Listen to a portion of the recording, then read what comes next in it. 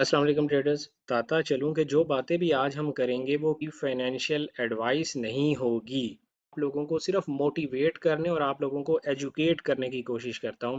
Bruce Lee ने अपने कहा था, मुझे उस इंसान से डर नहीं लगता जिसको 50,000 डिफरेंट टेक्निक्स आती हों, बल्कि इंसान से डर लगता है जिसने एक ही टेक्निक को 50,000 मर्तबा प्रैक्टिस किया हो, क्योंकि उस एक टेक्निक में वो फिर मास्टर बन जाएगा और वो मुझे शिकस्त दे सकता है।